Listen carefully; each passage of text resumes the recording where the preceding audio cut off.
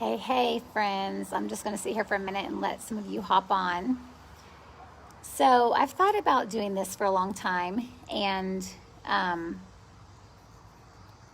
think I definitely want to talk about this. I don't want to live in shame or secrecy or privacy when it comes to divorcing a marriage, because I think marriage is so sacred and your covenant before God is so important.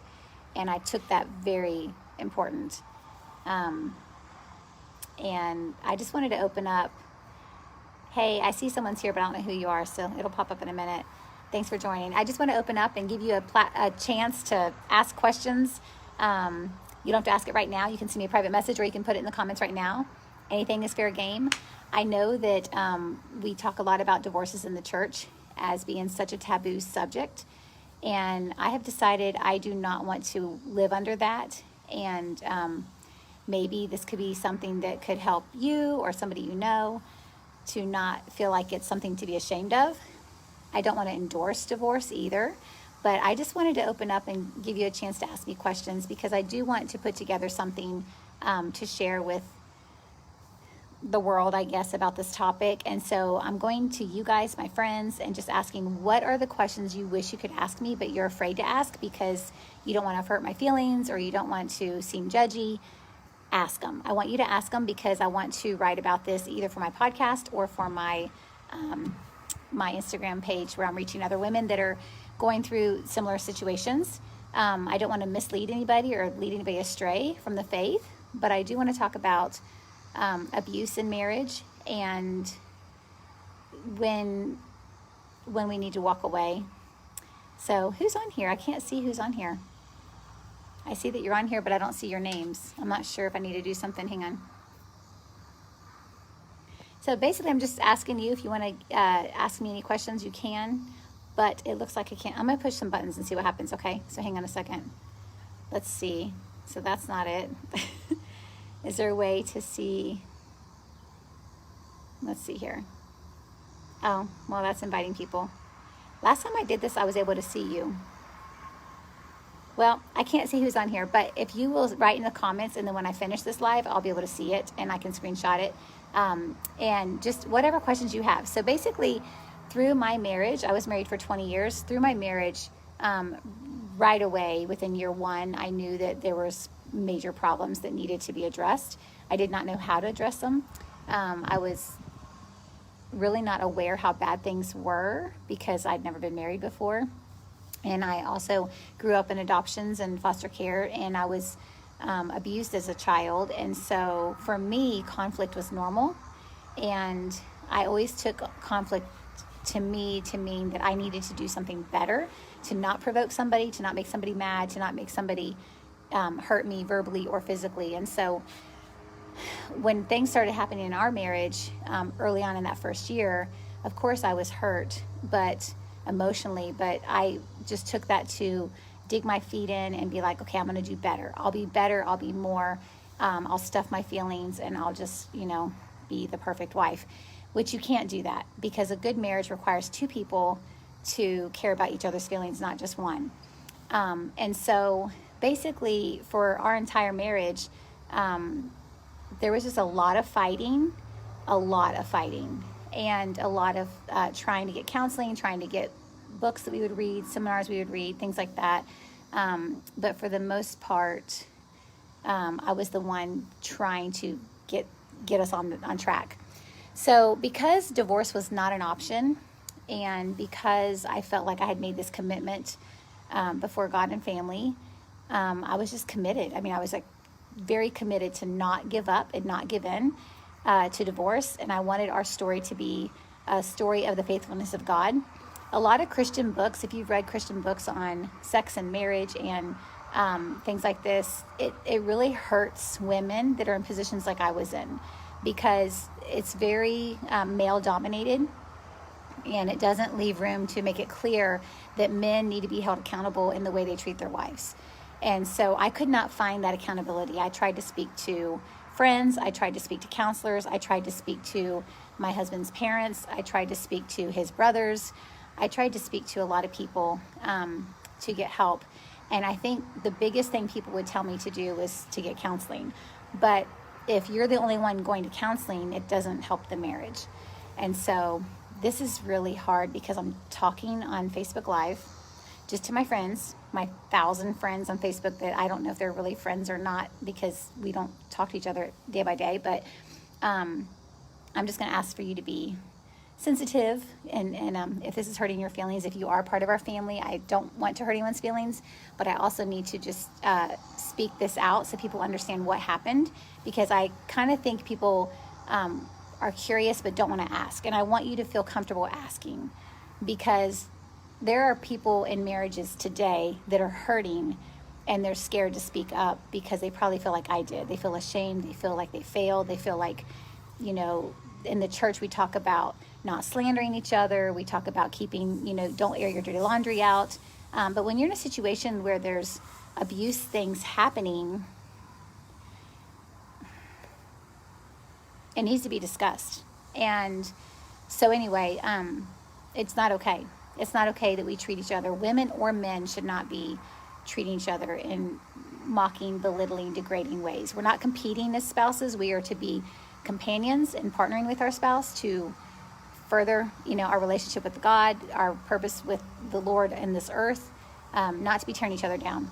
So anyway, I was just saying, I wish I could see who's on here, but I was just saying that there's just a lot of years of that struggle. And then when Scott broke his neck in 2009, that was a really critical time, because you may not realize this, but we had separated in 2008 after Samuel was born, for strain that was on the marriage that needed to be separated. So we had gone to counseling, we had reconciled and come back together, and we had just been back together for 10 months when he broke his neck.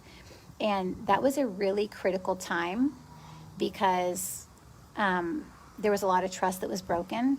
And then here he's in this position of complete dependency on me. And I kind of felt like I could handle it. Like I felt like I was willing to die to myself again, sacrifice my desires, my wants, my needs, and just be this good, godly wife. I kind of thought I could do that. I had no idea the pressure that was going to come after that decision. But of course I made a vow, I made a commitment. And as Christians, if we don't take our vows and commitments serious, then what are we standing for, you know? Because it's in our hardship that we allow God to show up and give us his strength. And I really believe that to this day. So I was, you know, me and the Lord, we're just going to get this done. And so, hi, Shelly, I now see somebody. That's weird that I can't see who's watching, but Shelly just popped up, so hi. And so, hard topic, but thanks for joining. If you guys want to listen, I'm here. And if you can, type me something. I might be able to see your comment. If you have a question, I might answer your questions. I'll probably delete this when it's done because it's super vulnerable, and I'd rather just talk to whoever's on here. So if you have a question, send me a question. But anyway, so after his neck got broken, I thought, okay, you know what? Finally, he's going to love me, because he has to. He can't be unfaithful. He can't, you know, he's in a really bad position being quadriplegic to do anything, you know, outside of our marriage. And so we had the 3 kids too. And that's the thing too, when you're in a situation where you're not being beat up or threatened, but there's abuse and fighting and lots of competition and degrading things like that. And you have 3 children, like, it's really a hard option to leave, because not only are you financially dependent on your husband, but you're also wanting your children to have a complete home. And so I kept telling myself, now we've hit rock bottom, and you know, now it's going to be okay, because I'll do this and I'll do that and I'll do this and I'll be better and I'll do all this stuff. And so anyway, Scott was hurt, and I stayed to help him. And without going into too many details, if I ever write this in my book, you guys can read the details there. But I remember thinking that the worst was over, but I didn't realize the worst was just beginning, because he did have a frontal lobe brain injury. And if you've ever read anything about frontal lobe brain injuries, one of the hallmarks of that is that they don't discern your facial expressions, and they don't really know when to stop. So the personality he had before he was in his accident, he could have the discernment to maybe stop, and he could be mean on purpose, but he could also stop if he knew I was crying or upset. But after the brain injury part of it, he didn't have that ability to really control his emotions and his temper, and his emotions were very raw. Like, I don't think I ever saw my husband cry the first 10 years of our marriage, but after he was hurt, he cried a lot and was depressed and all of these things. So I kept thinking, I'm just going to carry the weight. I'm going to carry the family, carry the responsibility spiritually, physically, emotionally, sexually, all of it. And he'll snap out of this eventually and we'll be okay. But that didn't happen. What ended up happening was he became super obsessed with me meeting his sexual needs. Because, and this is really, hi Mary, I'm spilling the beans here. So I just think it's important. It's hard, but it's important. So I hope it's helpful to somebody. But anyway, y'all be gracious, please. The obsession became really, really hard and to the detriment of our family because it was in front of our children, which was inappropriate. It became a weapon towards me that I could not, my sprinklers just came on. I could not accommodate all the time, being that I was the caregiver of a quadriplegic and 3 small children and homeschooling and physically exhausted. And also my heart was broken because before his accident, there was some unfaithfulness stuff that had happened. And I still did not believe that he truly loved me. I knew that he was now dependent on me, but I needed time to heal. And I wasn't given permission to heal. And it just got really toxic and really bad and really hard. So we ended up in a lawsuit with UPS. And that became hard because for 7 years we were in that lawsuit. And I could not leave for multiple reasons. Number one, he was completely dependent on me for care 24/7. And there was nowhere to get care for him. Insurance is a mess. I do love and care about him and have compassion on him as a human being. And I wasn't going to just put him in a home. Number two, again, I had the kids and I wanted them to have their dad. He loved them very much and they loved him. And I didn't want to be a homewrecker and break up our family because I couldn't take it. Number three, financially, I didn't know how I was going to survive because I would have to put the kids back in public school and daycare. And I knew I have a degree and could work, but it was just not the ideal option because I wanted to be with my children. We were all traumatized so much by everything that had happened. And number four, I'm sitting here getting wet. Hang on a second. My sprinklers just came on. Can y'all hear me okay? There was just no support. So there was minimum support from our family and friends. We were so blessed financially that people were donating to us off and on. Some people donated faithfully, consistently. So financially that was helping, but it was never enough to have money really in the savings account to be able to take off and leave and buy a separate house. So I just felt trapped. I felt completely trapped. If I left during the lawsuit, I was told by our attorneys that we would lose the lawsuit. And so I kept thinking, I'll just stay till the lawsuit's over. Then we'll have the money. We can get him care. I can get a separate home down the street and put some boundaries up so that the kids and I could have like a safe house where it's calm and they could see him for dinner every night, kind of thing. And we would just make it work that way. But the problem was the trial kept going and going and going. And 1 year turned to 4 and 4 turned to 7. So in 2014, when we had won the trial in 2014, on my birthday, it was like a 2.5 week trial. We won on my birthday. I felt like it was God's gift to give us resources, and I was so excited. I did not realize that we were not going to get the money, and nothing was going to change. We won on paper, but we weren't going to get the money, and that UPS was going to hold everything as long as they could to appeal it, and that's what they did. So they appealed it in the summer of 2014, and I just was exhausted and broke and desperate, and there was a lot of stress in our house. And I don't really want to slander Scott. That's not my intention, just in case people are joining here. But I do want to explain why I feel at peace about getting this divorce. And I want to leave a platform for my friends, for you guys to ask me any questions, because I've decided I am going to talk about this. There are a lot of women that are trapped like I was in different ways, and they need a voice. And if I can give that little voice for a small season of my life, I feel like I want to do that to help them too. because I didn't feel like I had permission to leave. I didn't feel like I had resources to leave. And I felt very ashamed as a Christian to cry uncle and be like, I can't do this. It's too hard. I give up. So basically, we won in 2014, and then we had it appealed in July. Well, there was an investor that came to us and gave us hundreds of thousands of dollars as an investment. And he said, here's hundreds of thousands of dollars. You guys can take it now, pay me back double if you win your trial from appeals court. But if you don't win, you keep the money free and clear and you don't have to pay us anything. Well, I finally had my ticket out. I finally had enough money that I could buy a house down the street, and I could just have two houses. The kids could walk back and forth to their dad's house, and we could just, when it was peaceful, be together. When it was war, I could separate, okay? And he knew I was going to go. He finally knew I was going to go. And all these years before, he would mock me when I would tell him, be nice, or someday I may leave. Can y'all hear me? Here, I'll go in my room. Hang on. The sprinklers are really loud. Hang on a second. Just a second. Hey, Snucky. Hey, I'm going to come in here for a second and turn the light on. Okay. So I didn't know the sprinklers would come on. So anyway, he would kind of mock me and be like, you're not going to ever leave. And he had me under this really powerful power trip. I'm trying to be very gracious and not give all the details because I'm not trying to slander him.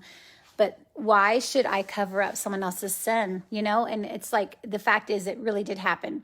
He's very sorry today. He's very sorry. He's repented. I've forgiven him.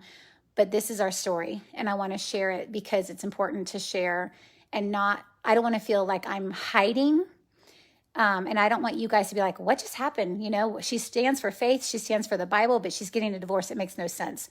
I don't want my testimony to be watered down by assumptions. So anyway, finally, he knew I was serious. He knew I had the money, and he knew I was able to leave. So he did a 2-week, get in the scriptures and put together, a whole thing. Now, this whole time, he refused to take supplements. He refused to take my advice on helping his mental health. He refused any of my care, was very prideful, was in total denial he had a brain injury. And basically, for those 2 weeks when he knew I was going to leave, he put together this whole thing on Word that was this commitment to me, like a recommitment to me, that he would be the husband I needed, that he would stop badgering me, belittling me, pushing sex on me, like all of these things that were happening. So I believed him. I really did. I thought to myself, okay, now the worst is over. Like now we've hit bottom because he's admitting this, he's acknowledging it. And as a Christian wife, I hung onto the verse in Hebrews a lot, to not let somebody who repents to be overcome by sorrow, And so I gave in.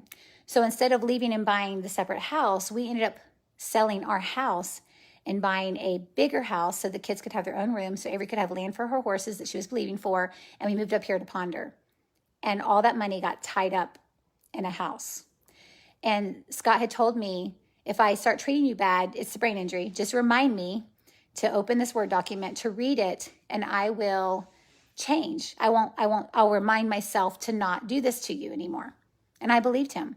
So we got up here, and within 2 weeks, this, I don't want to say demonic, that's a strong word, but without telling you all the details in this short little live, because I don't want to keep you for too long, this other personality, this other demeanor appeared, and the one we've been fighting with for so long, and he starts doing the stuff to push me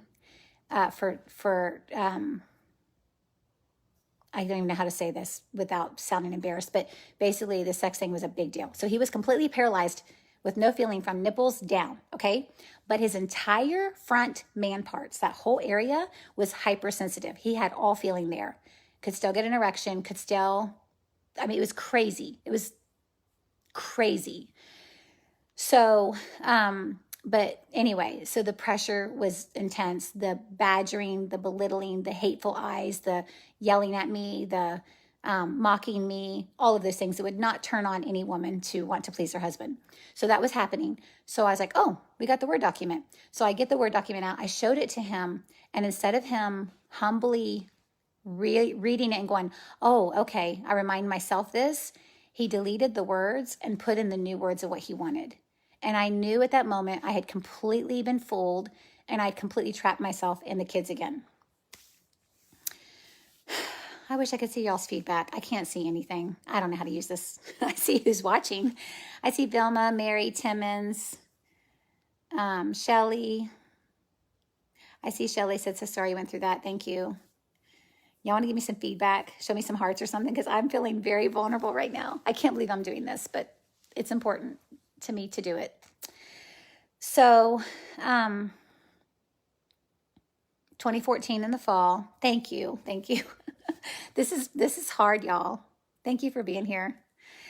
I was trapped again, and I had done it to myself. I had believed him again, and I had done it to myself and the kids. And now we had just completely moved everybody up there, and our money was tied into a house, and the kids were, getting new friends, new church, new life. And there's always the mental part of making your kids start over, that you don't want to keep moving them around. I had moved us away from any support we had, and it was a mess. So that went on. And then on top of that, that's right when Samuel got diagnosed with FSGS. And if you remember, I started going back and forth to Cook Children's constantly to help him with his disease that had suddenly appeared. It literally happened the week we signed the contract for this house, that he was diagnosed with FSGS out of nowhere. And so thank you guys. And so, hi, Yolanda. Oh, I hope this isn't familiar to you. I'm so sorry. Hi, Patricia. And so to say there was strain on our family, our marriage, is an understatement. But long story short, I finally was able to get Scott at CNS, Center for Neural Skills in Dallas. And that was about a year in the making of me trying to get help. And I would call nursing facilities to have him do respite care. And he would literally trap me. And when the people would come out to interview him, he would act like he's this mean person, and he would threaten the nurses, like, what's going to happen if I hurt the nurses? And it was classic abuse looking back. I mean, it's classic abuse where you get isolated, and I could not get even a week of respite, where I was like, hey, I'm here, I'm staying, I'm your wife, I'm taking care of you, but I'm exhausted. Can we just get respite care for 1 week so I can spend time with the kids and rest? And he wouldn't let it happen. And so he would literally sabotage. I would take him to doctors. I would take him to social workers. I would take him to different facilities and apply for him to get care there. And every time he would sabotage it, and they would tell me that they can't take the risk. So it got so bad that I finally called family members and asked to come get him. And that did not happen. I did call one friend who's like a family member, who did come get him for a week one time, which was I was very thankful. I think he came and got him twice over the years, which I was very thankful for that. He talked to him and, told him to straighten up, but he never did straighten up. And then there was never follow through for anyone protecting us. I talked to pastors at churches. I talked to counselors. I had counselors come to my house. Men knew what was happening. And not one of those people in the church stood up and confronted my husband in a way that made a difference or held him accountable. And hi, James. Oh my gosh, thank you. Oh, I'm sorry. I went to school with James, so thanks for jumping on. I don't know who's coming on. This is interesting. But anyway, not one person helped. Not one. And there's no excuse for that. When you're in a position of authority at a church, when you're a counselor, we spent hundreds of dollars. I spent tons of hours driving and taking us to counselors. In fact, the last counselor we went to, he was a counselor that was supposed to be like the best of the best for reconciliation and addictive substances and things like that. And he called and canceled our third appointment and said, I'm not going to be able to help you.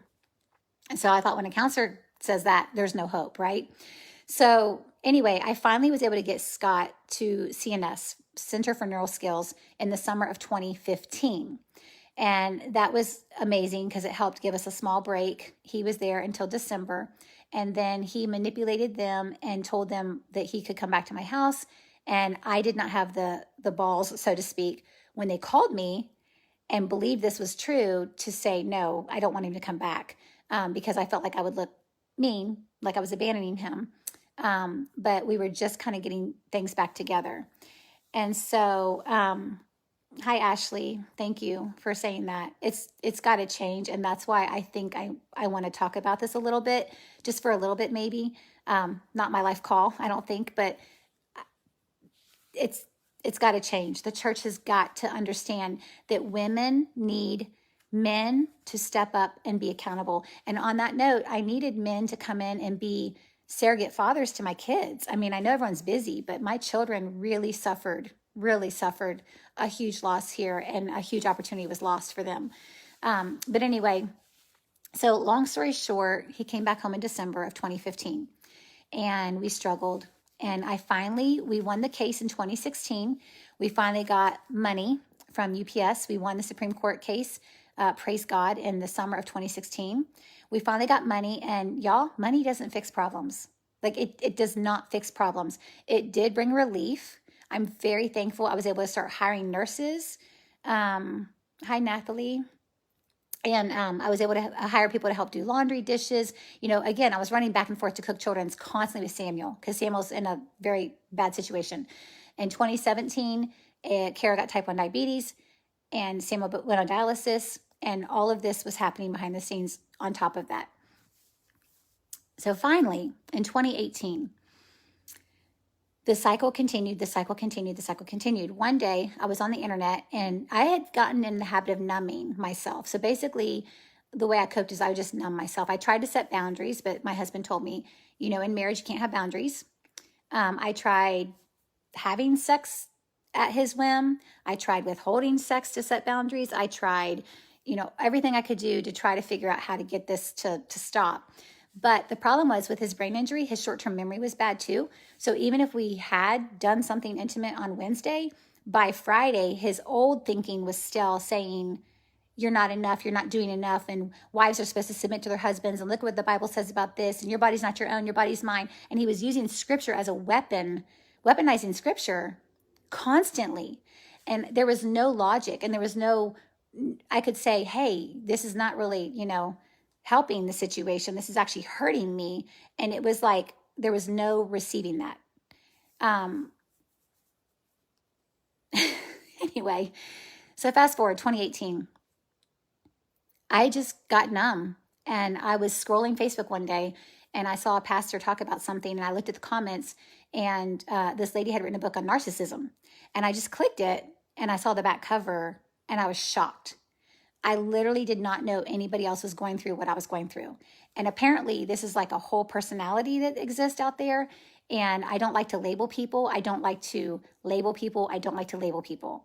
But I'm telling y'all, when I read the back cover of this lady's book, I was so eyes wide open, like, oh my gosh, this is what I'm going through. And then I started seeing people say things like, it's, you have to walk away. They will never change. And I was like, well, God will help us change, right?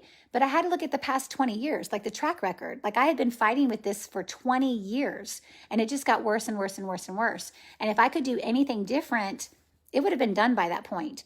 And I finally realized that I could not be the person I wanted to be in this situation. I had turned into a yeller, a screamer, a cusser. I had considered murdering my husband very seriously, which scared me. I literally felt so trapped and so desperate that I felt rebellious. I don't drink alcohol. I don't drink coffee, but there was a time years ago where I had literally thoughts of just going and getting drunk and throwing my life away and just living on the streets or whatever. I didn't care. I just wanted out of the situation. That's how bad it got. What's the title of what book? Oh, the title, I don't know. I'd have to look it up. It was Chris Seidman's. So Chris Seidman is a pastor at Farmers Branch Church of Christ. And it was when he did the talk on suicide. It was in the comments. I don't even know what the title of the book was. But I remember it was a life-changing moment because I was laying in my bed and I saw it and I recognized my life in this woman's story. And it shocked me because I thought I was the only one that was going through this. And anyway, so long story short, seeds were planted. And then one day I was in the kitchen and I had just become numb to responding to what would be attacked at me. Sometimes, but sometimes I could get gaslit is the word, I guess now I know. And I would respond and overreact. But usually I would just tell the kids when it would start. We had a code, and I would just tell the kids, get in the car. and they knew to drop and run. Like they would just drop and run, and we would leave for hours. We would go stay at hotels. We would go sit in restaurants and just waste hours. We'd go to the library. We'd go walk on the mall or whatever. Like I would just take them out for hours until the brain stuff would stop, because it would last for days. It was like a cycle. But anyway, when it got to be really bad, I would just tell them to go, and they would go. And what was really sad looking back at it is, because I was taught not to disrespect their dad as a Christian, to not talk about him in a bad way, I never could tell my kids, this is not okay, because we lived in the environment. And I knew that if I told them that it was not okay, that they would lose respect for him, and that they would no longer respect him. And if they didn't respect him, then he would be mean to them, because he was on a power trip a lot. And so it was really, really sad that I could not acknowledge to my kids, this is not okay. He should not be talking to me this way, because I was afraid of the dynamic, what would happen, the repercussions for them when they lost respect for him. But anyway, all that to say, so it was one day, a lady was working for us. She'd worked for us for 2 years. And I was just numb, and I was doing the dishes, and he was just all this stuff about me not having sex and blah, blah, blah, blah, in the middle of the dining room. And I'm just doing the dishes in the kitchen. And the girl goes out in the garage and she starts crying. She's like in her 20s, or no, maybe she's 30 something. She's 2 girls. And she starts bawling in my garage. And I go out and I say, are you okay? And she says, I can't believe you let him talk to you like this. Why do you let him treat you like this? I was like what? And I had just become so desensitized and so used to living in the situation, because I had no option to get a divorce. I mean, like it was not an option. It was never to be discussed. Early in our marriage, he defined that right away. Like, it is never to even be brought up. It's never to be discussed. It's not an option. And I believed that. And I committed to that. And I just kept thinking, all the Bible verses that I memorized, that I would just tell myself to try to encourage myself to not give up, that I had just become completely desensitized to what was happening. And she said, you're letting your daughters see that this is okay. And when she said that, I was like, wait a minute. I thought I was showing a good example of a wife that doesn't give up, of a wife that's faithful, of a wife that forgives, of a wife, right? But it just woke me up. And then other things happened. I've got this all logged on my phone, but other things happened very quickly within 2 weeks to help me come to the conclusion I needed to leave. And specifically, there was a Bible story about Saul and Samuel, and that God used, that I read. And I finally, because for years I would get up and say, God, show me, can I leave scripturally? Can I leave scripturally? Show me a way out. This is terrible. This is like hell on earth. Can you show me a way out scripturally? But I want to stay in your will, and I want to do what you want to do with my life. Like, use my life to your glory, but this is not okay. So tell me what I need to do, stay or leave. Anyway, but he finally showed me this story of Saul and Samuel. And Samuel came to Saul and he said, because you have disobeyed God, today God has taken your kingship away from you. And Saul was so grieved, and Samuel never came back to him again. I'm getting you the cliff notes, okay? But that's the story that finally hit my heart, to realize that even though my husband might have been a godly man when I married him, he was not anymore. He was not doing the will of God in our marriage by a long shot. I also was not a godly wife by a long shot, because I had turned into completely reaction toxicity, either extreme yelling and screaming, or extreme withholding and being quiet and being depressed. And I wasn't functioning in the role that I needed to function in either. And so I just knew that, I wanted my kids to see that this was not okay. And I wanted my kids to know me as a mom, that they had not got to know me. Because when Scott broke his neck, my girls were 7, 4, and my boy was 2.5. And they do not know me as the mom that I wanted to be. My motherhood was robbed by the tragedies in our life, by the stress in our life. And I wanted them to know me as the mom I wanted to be. And I couldn't be that in this environment, because it was constant walking on eggshells, constant having to run out of the house or defend myself or defend the kids. And anyway, so I made up my mind. I felt clear. I felt the clearance was there to go. And very quickly, God opened the door and provided the way out. And I was able to find a house. I was able to pay for the house with the part of the check that I got from the UPS case in cash. Thank the Lord. Our court system, by the way, is not fair to women and men, even though I carried the weight of taking care of us. And Scott and I shared responsibility as parents, as income earners, as housekeepers. The court was completely chauvinistic and gave him way more money and than me. But that's just another story for my book called It's Raining. But anyway, I was thankful I had at least enough to buy a house in cash and put it in my name. So I did that right away. And I had no intentions of getting divorced. I just knew that I wanted to get us in a safe home where there wasn't yelling and screaming and constant turmoil. And I would still take care of Scott, just, remotely, get him caregivers. I just had no intention of getting divorced. I just wanted my kids to finish high school. I just wanted my kids to be healed and healthy. And I could not do that. If you remember, Samuel was on the verge of a transplant back then. And so I just really thought I was going to lose him. He hated his dad. He would tell me he hated his dad. And Samuel was acting out. Avery was very withdrawn. We would come to the dinner table and she would just look down and not talk. We were just all traumatized and we needed to heal. We needed space to heal. We'd lost a lot. We'd lost a lot of friends. We'd lost a lot of churches. We'd lost our family. And now we were losing our core family. But when you have two bad options, staying or leaving, you have to pick the best of the worst options. And the best of the two options was to leave. To try to create a way for the kids to finish high school and go to college and just get them sent off. And anyway, I didn't tell anybody but like 3 people that I left Scott. I didn't even tell you guys on Facebook for a year. I was so embarrassed and I was so ashamed.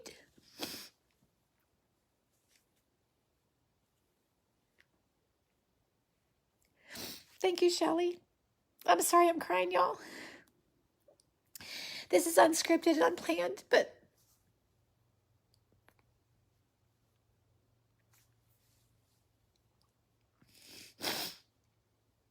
I just want you guys to know it is not a decision I took lightly.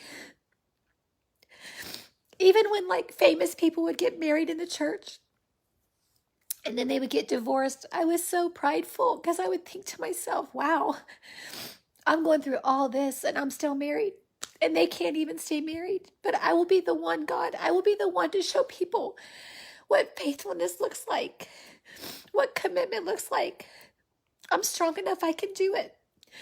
My parents gave up on me, but I will never give up on this person that's hurting me and hurting my children. But you know what, guys?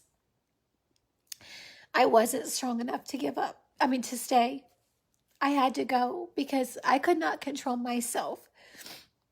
I could not rise above it. It was too much. I was too tired. It was too hard.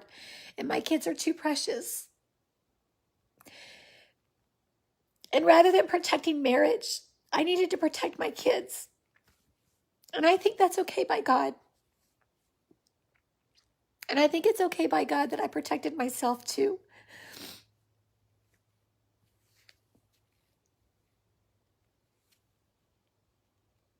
I'm just reading your comments for a second. Thank you, LaDonda.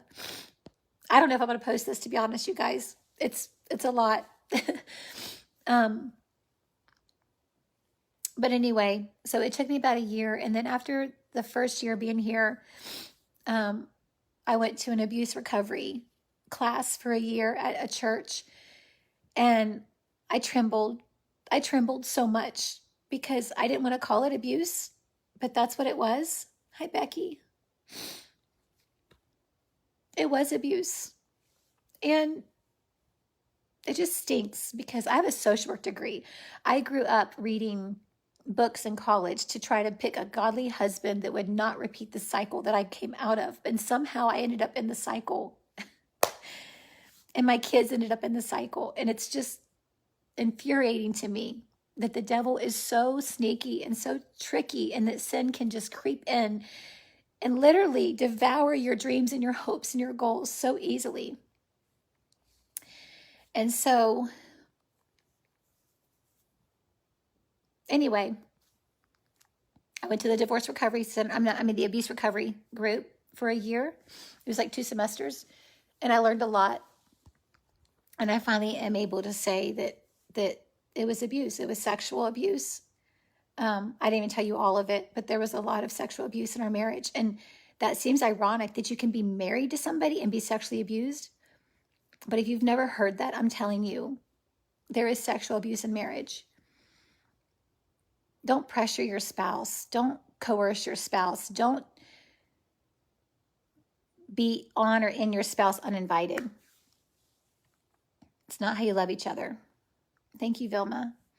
And emotional, psychological, and some physical. And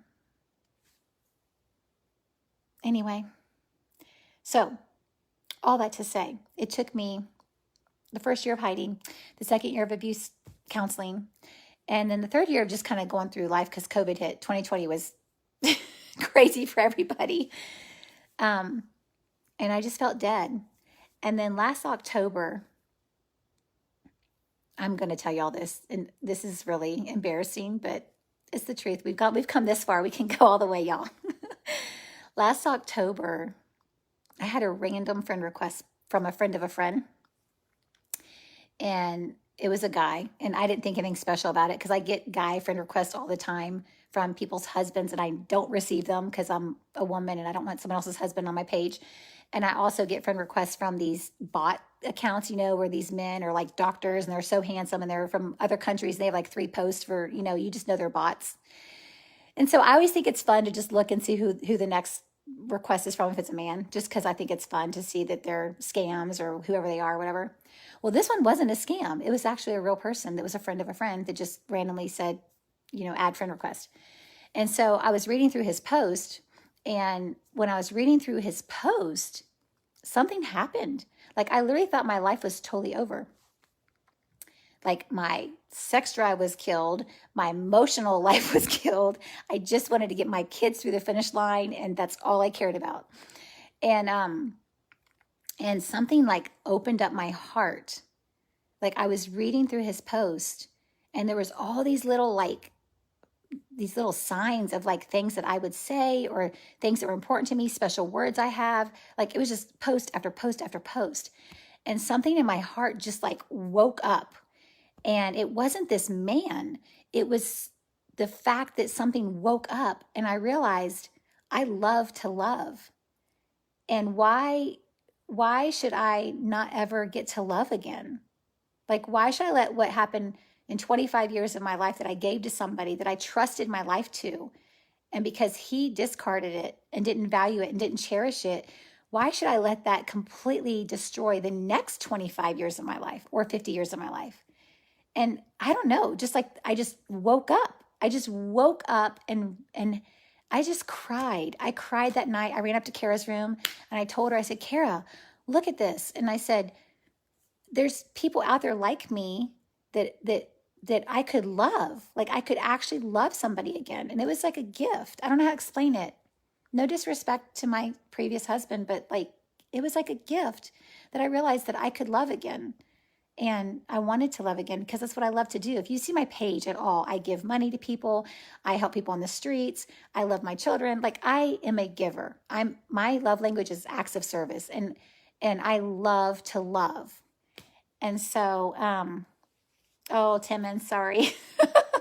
I'm not that fancy. I don't know how to switch this to add somebody. Let me see real quick. If you want to put her name, maybe I can add her. I don't know.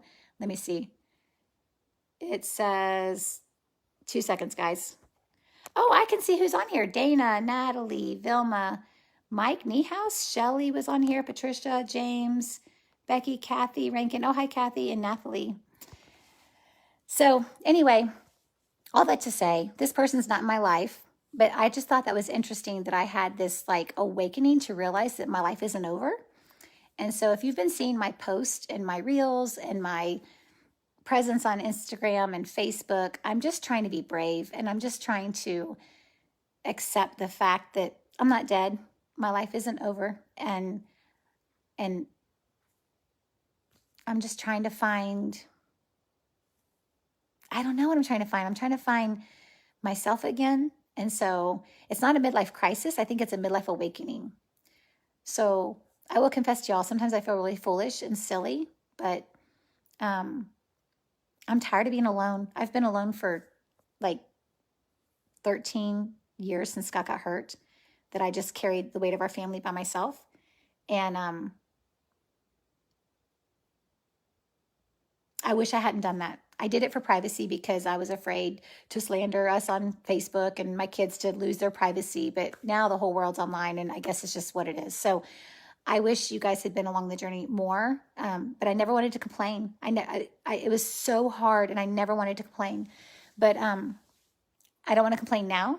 I hope that something I'm sharing today has had value. And please ask me any questions after this is over. Send me messages, because I won't get mad. Any question. I really believe in Christian marriages, and I really believe that divorce should not be what you run to. But I think what I've learned is that if you're in a toxic marriage, you shouldn't have to stay in the same household, in the same bed, in a toxic marriage, if both people are not willing to get help and be working actively to stop the behaviors that are causing that to be toxic. Does that make sense?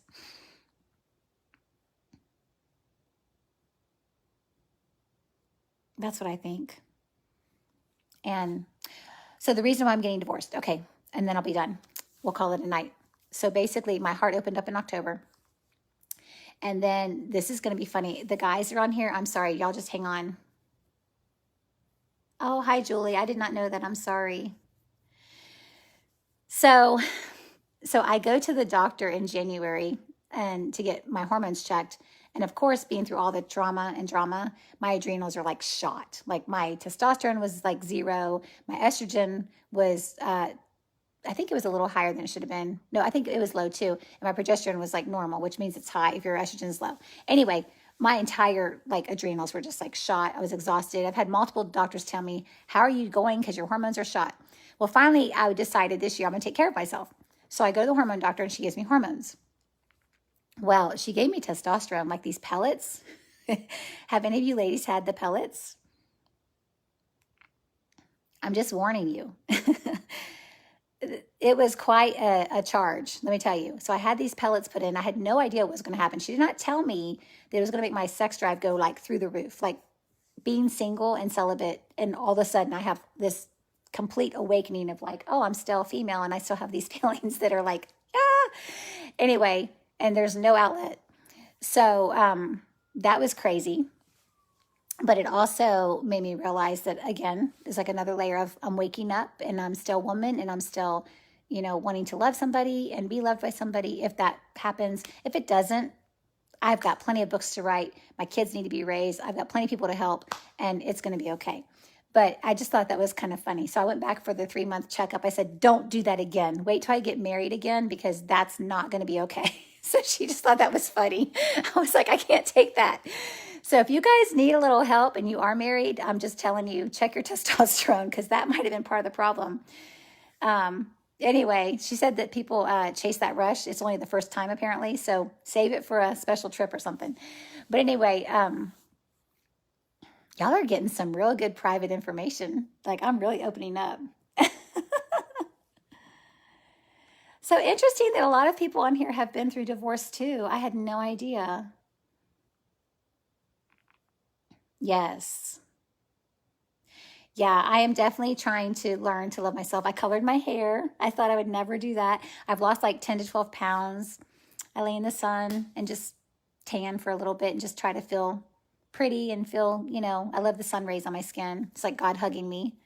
I'm trying to treat myself better, for sure. I definitely neglected my self-care a lot. That's great advice, James. Thank you. So anyway, so I kind of woke up. So basically what happened was my counselor last summer, she told me that Scott, let me talk about him for a second. He's having a really hard time with this, because it took him about 2 years after I left to realize he'd been a jerk. Like, I mean, really, like it took him like 2 years. He was still like, you have no right to leave. I'm the husband. You have no say. Wives don't leave their husbands, this kind of stuff. And it took him like 2 years. And then he was broken and repented and all this stuff. And he's writing me letters and all this kind of stuff saying he's sorry and stuff like that. But the problem is, I told him for years, I told him, stop. Like, stop. Because if I ever find a way out, I'm going to leave if you don't stop. But I want to stay. I want this to work. I want this to be the worst it's ever going to get, and it gets better from here, right? And I would warn him over and over and over. So this was not a surprise. In fact, when I did leave in September of 2018, he laughed and mocked me, told me I would not do it, and I just walked out the door and took the kids to a hotel. So, I mean, it was terrible. But anyway, so he's really sorry. He's really sorry. But now the new thing is he's throwing scripture at me about reconciliation, that God always reconciles to his children, that he always expects reconciliation. And he's been doing this for the last year. And he's got, his Alexa reminding him to pray to reconcile. He's manipulating the kids when they're at his house to pray that we reconcile. The kids don't want to go back. I've talked to the kids. They don't want to go back. They also, once they were removed from the situation, they look back at it and realize how bad it was. So none of them want me to go back. They don't want to go back. They barely want to talk to him. Healing is starting to happen with them, but it's like on their terms. And anyway, so he's been doing this whole reconciliation thing. Well, I just got a letter in the mail last week where he's given me all these scriptures about reconciling, and I don't want to reconcile because I said stop. And if I leave, I will not come back. I will not play games. I will not do this to the kids. I will not do this to myself. Like, enough's enough. You're refusing help. If I ever leave, I will not come back. So stop. And anyway, he didn't. And here we are. I never could tell if it was the brain injury or if it was the narcissism or if it was a game to him. I don't know. I don't know. It was crazy. It was crazy. So anyway, now he's sorry. And now he's realizing I'm not coming back and he's upset. So my counselor told me that until I get a divorce, he's not going to accept that I've left. So again, like I told you, I had no intentions of getting a divorce. I just wanted to get out of the house, raise the kids and move on. And just be, whatever, private the rest of my life. Well, so I tried to call divorce attorneys and get some help. I tried to get an estate planner to put the money in an account for him for medical, for his life, but they won't talk to me. He has to do it. But then if I talk about divorce, he gets upset. He mopes around. He overreacts. He does dangerous things. He used to do dangerous things in his wheelchair going on the highway and things like that. It's just crazy. It's like constant manipulation, constant playing on my emotions, the kids' emotions. The police called me one time to come get him because he was on the highway crying, the 2-lane road, and it was like a highway by his house.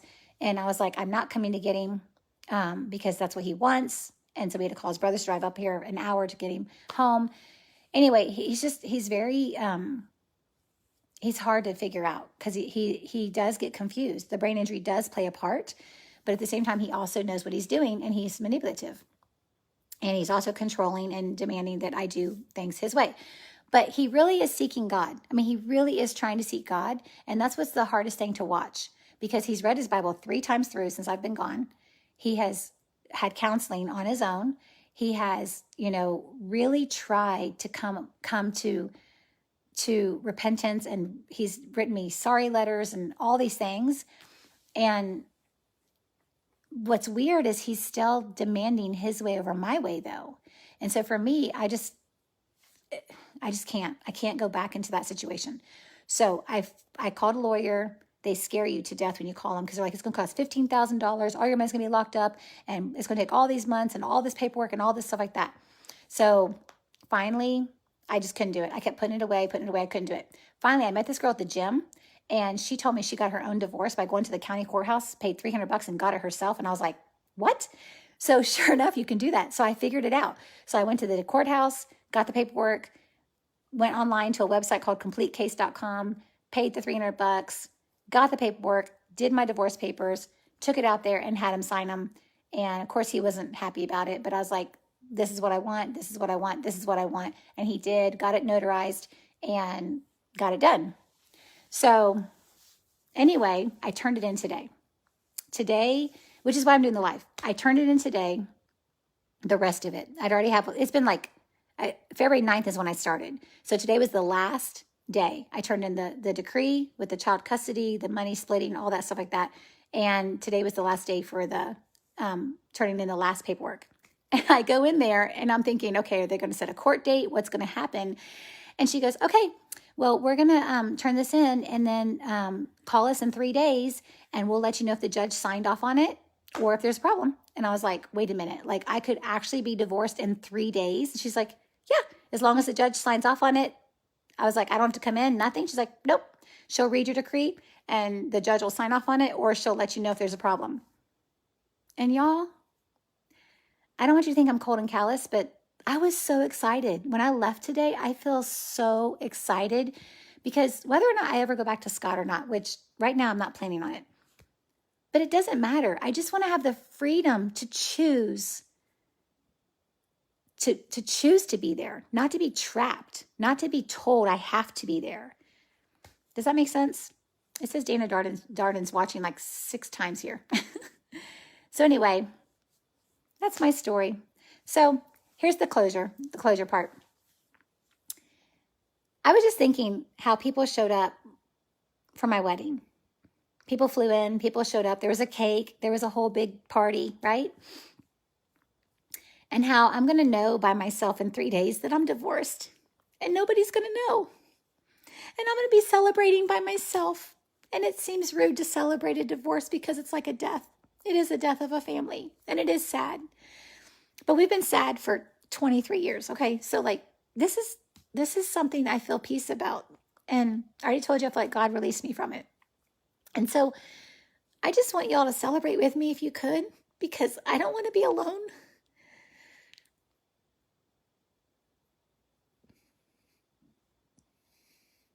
Does that sound stupid? These have been really hard roads. Yep. God lets us choose him. And I don't think a spouse should ever force you to choose him. So that's why I thought I'd show up tonight, because I was excited and I had no one to share it with because it seems really mean and cold to Scott. And that's not what I'm trying to do. Kathy, if you're still on here, I hope you guys reach out to him. He needs his family.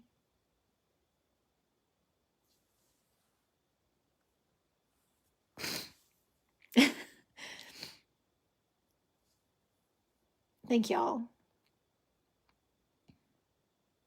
Yeah, it just feels like, I guess like if you have a death of a person you really love, you feel guilty laughing, but life goes on. And to have the sad feelings and the glad feelings at the same time is really conflicting. But I'm just tired of hiding. And so that's my story in a nutshell. Y'all have been so gracious. Thank you. But seriously, if there's any questions that I haven't covered, feel free to ask them to me now or later. You're not going to embarrass me. I've told you guys plenty of embarrassing stuff now.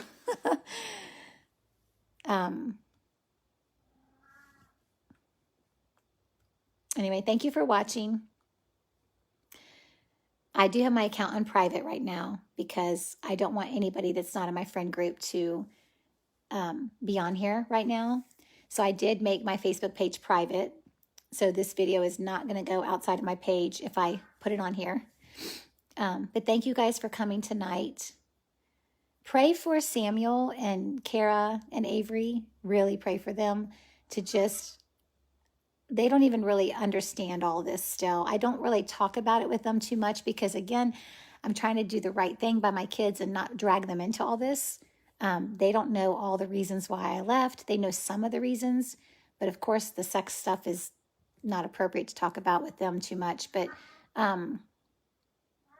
just pray for them to have healthy marriages in their future, that the sins of their mom and dad do not impact their choices in that way. Okay, well, I'm going to sign off. You guys have been so gracious. I appreciate it. I really did not expect such support. So thank you guys very, very much. If there's anything I can pray for you, let me know. All right. Bye, guys.